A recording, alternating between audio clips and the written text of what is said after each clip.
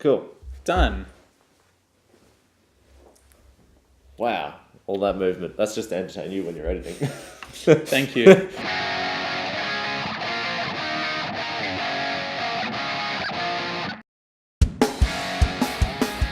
We're Schooner and Hopp, and we're here for episode 2 of Little Creatures Features. Yes. We're sitting here with Rogers, the mid-strength smooth pale ale. Smooth amber ale. Smooth amber. Here we are with all the alt facts. Yep.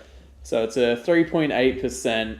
It's, 24 IBU. And like the Dog Days, it's 3 out of 7 on Little Creatures flavor meter. Flavor meter. Yep. So yeah, It's I remember trying it a while ago and loving it. It's been must have been at least 3+ years since I've tried it. Yeah. I didn't realize I'd actually had this quite a bit because I got a mate that likes it, and I just didn't realize it was Little Creatures. Didn't even know it was a smooth amber. This is pre-Schooner and Hopp days for Shano. He didn't know his beers that well back then. And arguably, you still don't know them that well. Well, I know them a little. But we're changing I know them a little better than I did. Yes. Let's give have it a go. Corey's clearly very into it because that was a good gulp. It was a good gulp. So it's a little bit heavier than regular mid-strengths, but that's pretty cool. I don't mind. That whole 0.3%, Yeah, which you'll notice it. Yeah. Instead of being one standard drink, it's one standard drink. Yep. Wow. Be careful with that. So last week we did the Dog Days. Now that had a slogan on it that said juicy fruit. This one also has one. It says smooth amber. Where the juicy fruit didn't really work for the Dog Days, or we felt it didn't.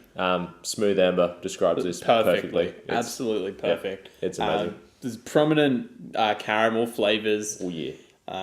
It's just followed by a fresh, clean, very subtle fruity aftertaste, which is just awesome. Yep. Because there's not a lot of, or we haven't tried a lot of malt-driven beers, but this, well, actually, no, that's a lie. A lot of beers are malt-driven. No. Because it's an essential part of making them. It is. They need it, but as far as the flavors, minus our Yes. stouts and a couple of other bits, a couple of other beers, even. aren't we doing well?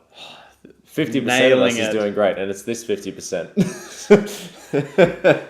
They're doing well. Very well. And yeah, now I've forgotten my point. Damn. Either way, this is malt driven and I like it. It's driven by the malts. That is the main flavor. That's really cool. I think that's what gives it a lot of the smooth flavor, which I'm sure a lot of more thoughtful beer drinkers. I'm trying to think of the right word. Mindful. Thank you. More mindful beer drinkers will already know.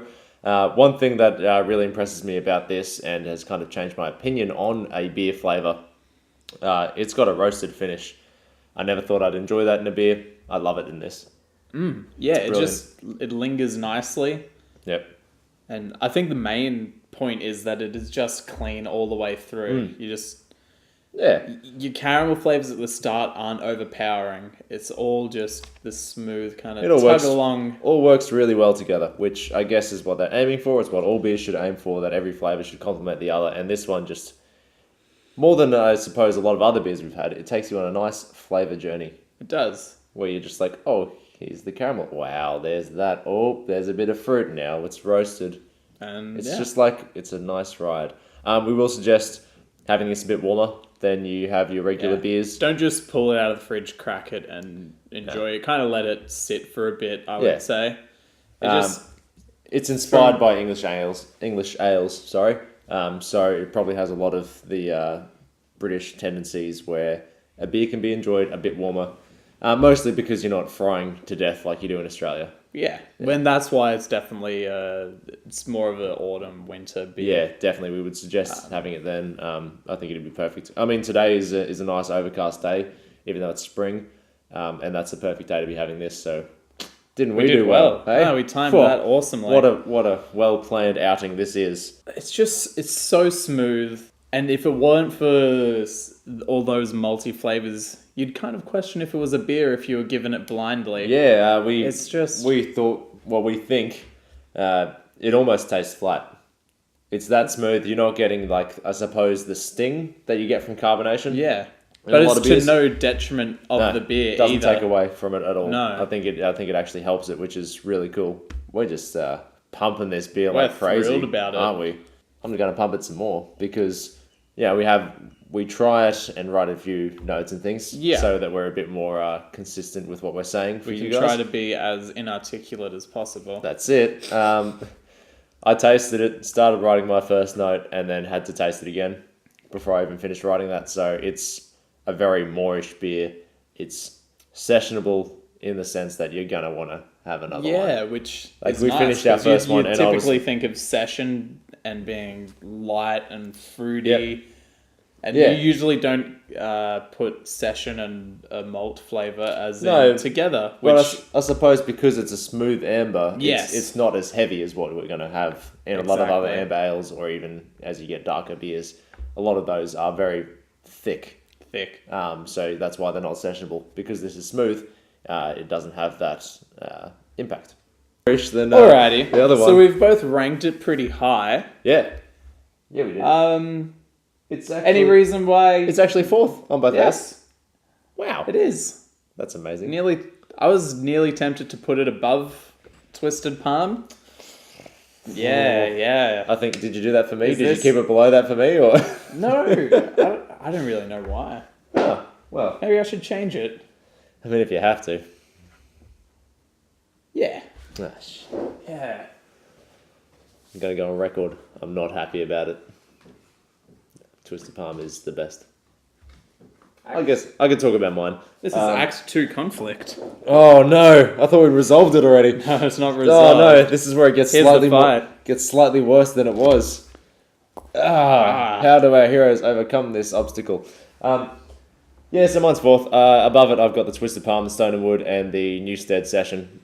I don't need to talk about Twisted Palm. You know how I feel about it. Stone and Wood, if you've had it, you know why that's there. Yeah.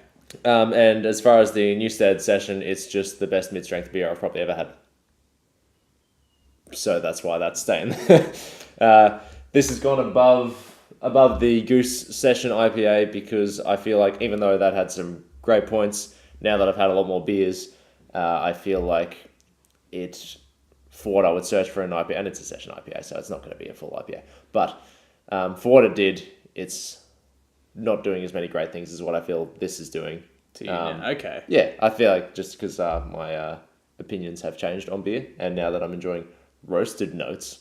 Whoa. What's that? Smooth caramel flavours. Wow. Subtle. I did always say I liked an amber. You did. Turns out I like a smooth amber more than anything else, really. But yeah, no, so that's why that's there. I just think it does a lot of things great. I think the three above it just do other things, different things, but they do them even better in their fields, I guess. And yeah, I guess you got to consider that.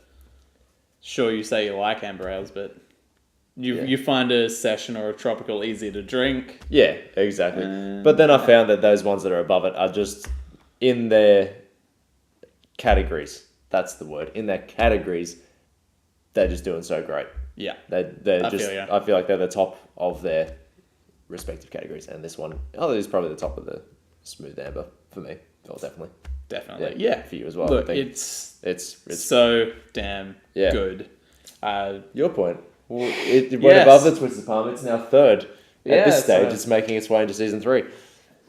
I reckon it probably could even last till then. Woo. Who knows? We'll see. Yeah, we will. I don't know. This is just the perfect malt-driven beer for my flavors. Mm-hmm. I think I'm gonna kind of use this as a standard for how I rank or rate other malt-driven beers. This is kind of the definitely. This will be the center one. point of okay, everything I try now will be based off the next time I go to an amber or something that says it's a smooth amber, this is what I'll be comparing it to. So I apologize to anything that I try after this in that. Yeah, because this is good. Yep. It's great. We've started here. Everything else is down here. Yeah. That's what we say. Who knows? We could be surprised. Go out and get it. If you've tried you could even get it you know how I feel. from Porter's Plainland Bottle Mart. Wow. Whoa. What is this? Yeah, what? Thanks to those guys for passing these beers on to us again. We're appreciating this one a hell of a lot. It's amazing. So go grab yourself some, because if you haven't tried it, you need to. And if you have tried it, go back to it, because I'm sure you're experiencing a lot of nostalgic. It's been a while. Right now. Revisit it. I'm glad that I did, because I've been eyeing it off for a while. Yep. To just try again. But here we are. And here we will be next week when we are Schooner Hopp once again. Part 3 of the Little Creatures features. The finale. Wow. Cheers. Cheers.